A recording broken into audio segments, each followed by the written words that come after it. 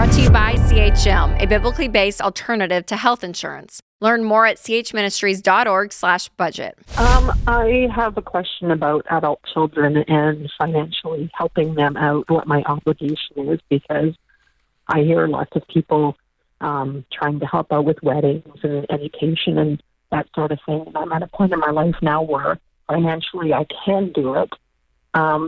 But am I obliged to do it when they've shown that they aren't financially responsible themselves? No. And how do I make it fair when there's 5 of them?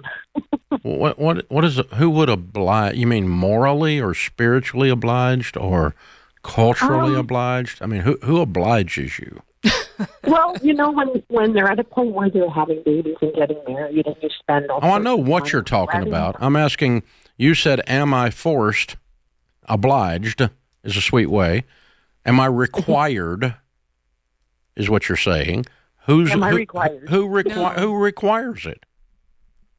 I guess I feel that they require it when it comes to fairness. Well, that would be called entitlement. That would not be called, yeah. Matter of fact, Paula, I have a new requirement. You need to send me some money. Here's my address. Who gives a crap what someone else requires, right? Who is it that wants it, and what do they want? Well, I don't know if they want it as far as trying to treat them fairly. When there's 5 of them and one sees that I've spent money on one or the other, trying to help them out or spending money on weddings or having babies. And then the other ones think, well, why isn't she giving me money or why isn't she buying me gifts? And I'm at a point in my life where I can do it, but I also want to be able to travel and enjoy my retirement and that kind of thing. And I don't know how to make it fair between the 5 of them. So I do think that that's an interesting question. I've got 2 kids, and it would be strange of me if both were good kids, if I paid for one wedding but didn't pay for the other.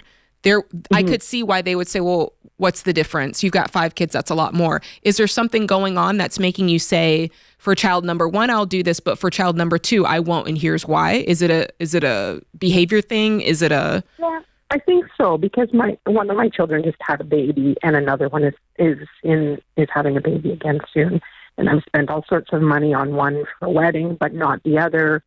And why? And we're saying why not the other?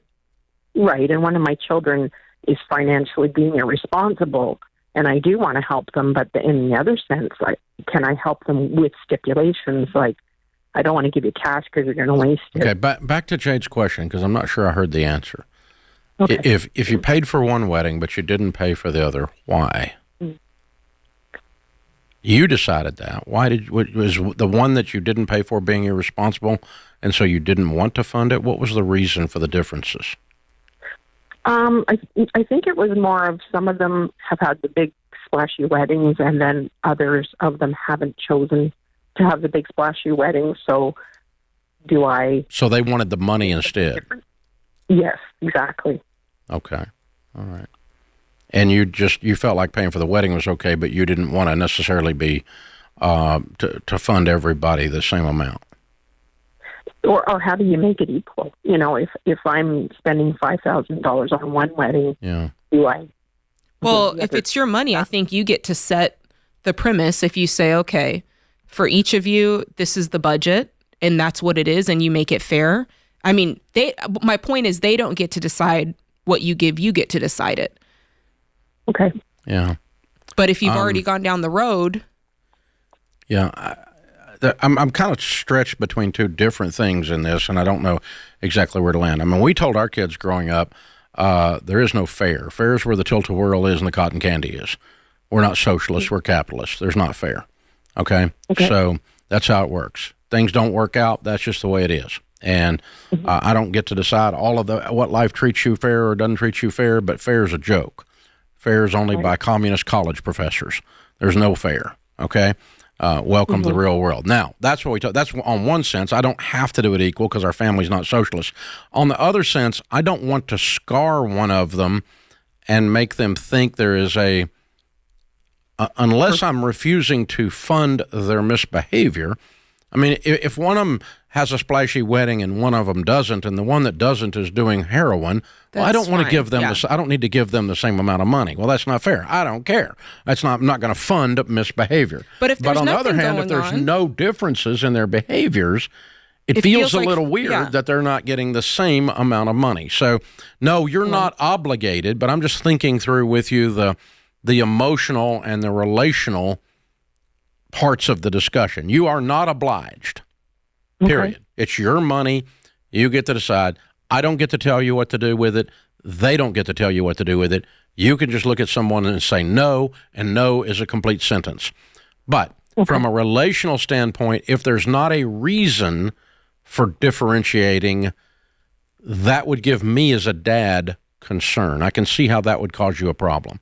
If there's a reason, like a misbehavior for differentiating, I can lean into that real easily. And I do think it's fair to say, let's say you have $10,000 to put towards a wedding. I think it's fair to say, I have $10,000 for your wedding. But if one of them says, I don't want the wedding, I just want the $10,000, I think it's fair to say, no, the $10,000 is for the wedding. Right. I mean, so those stipulations are okay. Well, in this case, especially since you're saying some of them are misbehaving with money, you giving them $10,000 is them saying, well, I'm going to do whatever I want with this money. And if, to your point, if they're doing misbehavior things, then that's not the gift you wanted it to be. No, it magnifies their stupidity when you give them money. So it does for all of us. Anybody that gets money, it magnifies who you are, good and bad.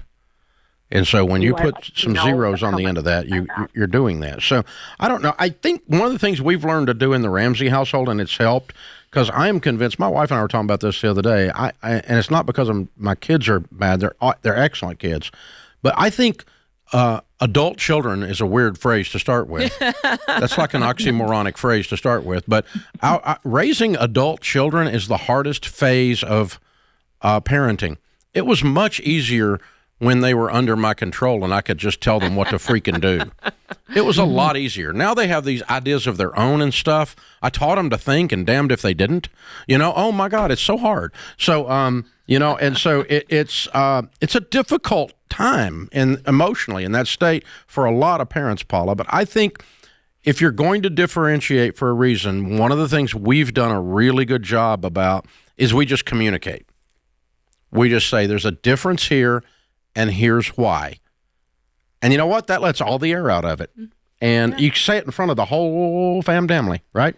You can put everybody in the room and go, this is what we're doing. It's Thanksgiving, by the way, and here's what we're doing. And it clears the air. Yeah. I remember Rachel had her first big book coming out, and we know what personalities make on a big book. And so we were at Thanksgiving, and I said, hey, everybody, we're going to stop just a second here. And they're all in their 20s. And I'm like, Rachel's getting ready to have a great year from some hard work she's done. And some of your years aren't going to be as great because you haven't done that same exact work.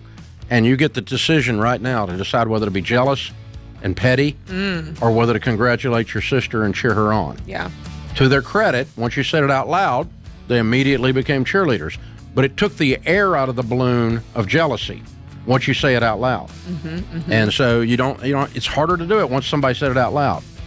This is The Ramsey Show. CHM isn't health insurance. It's a health cost-sharing ministry. Check it out for yourself at chministries.org/budget.